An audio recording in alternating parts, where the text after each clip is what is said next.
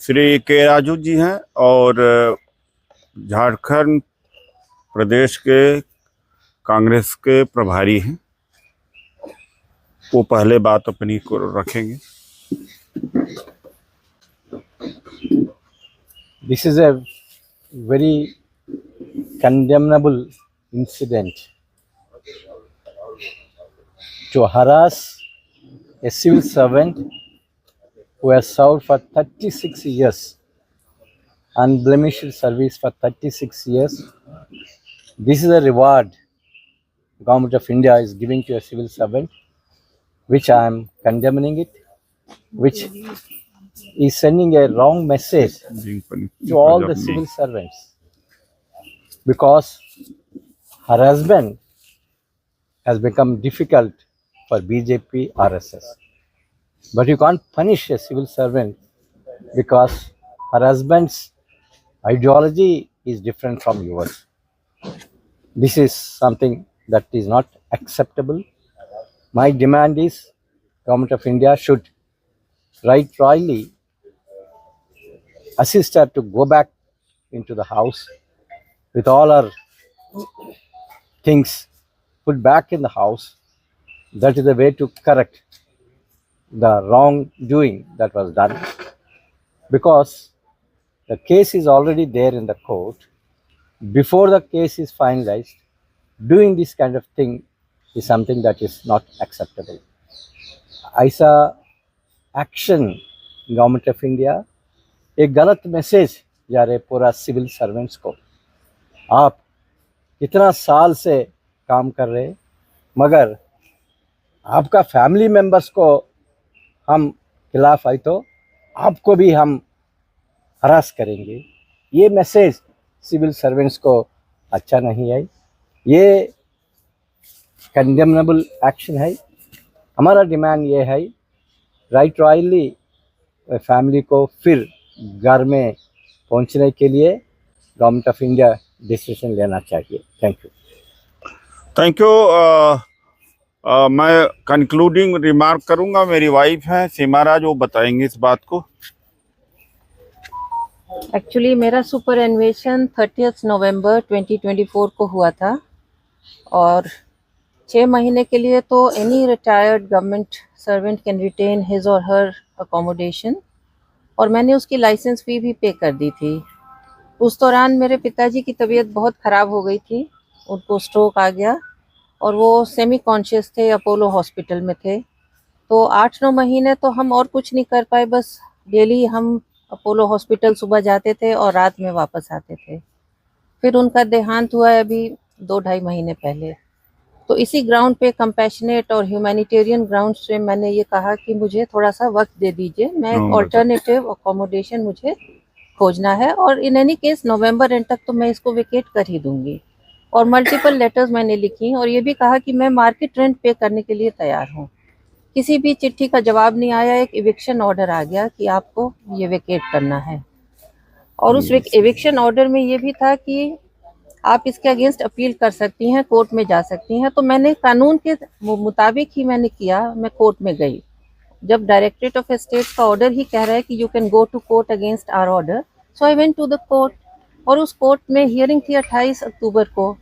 अगर आपको कॉन्फिडेंस था डायरेक्टरेट को कि उनका केस स्ट्रॉन्ग है और मैं गलत हूँ, तो वो वेट कर सकते थे 28 अक्टूबर तक, 4 दिन ही रहते थे।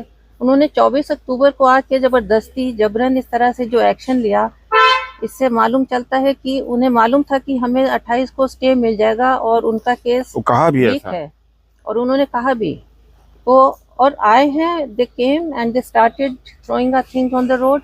हमने कहा अगर इविक्ट करना ही है तो हम खुद ही पैक कर लेंगे अपने सामान को सिस्टमेटिकली। तो और लेडीज़ भी नहीं थी उस टीम में, and they were entering my daughter's room, my room forcibly. Then we protested and then some ladies came later on. So it was all in very bad taste and I'm really very disappointed with what has happened. मैं धन्यवाद करता हूं कि Congress party ने श्री के राजू को भेजा, और कल हमारे नेता राहुल गांधी जी ने भी अपने एक्स पर इस बात को मेंशन किया। जयराम रमेश जी ने पवन खेड़ा जी ने भी, INC टीवी ने भी और मीडिया ने भी हमारी बात को रखा है। मैं धन्यवाद करना चाहता हूं। और जिस तरह से बात को मेरी वाइफ ने रखा, इनको दंड क्यों दिया गया? इनको दंड इसलिए दिया गया, मेरे कारण दिया गया। अभी एडीजी लेवल का ऑफिसर पूरन कुमार को इतना ज्यादा प्रताड़ित किया कि आत्महत्या करने के लिए मजबूर थे। क्या कभी कोई सोच सकता है कि CGI के ऊपर जूता फेंकना? वहां जूता फेंका गया।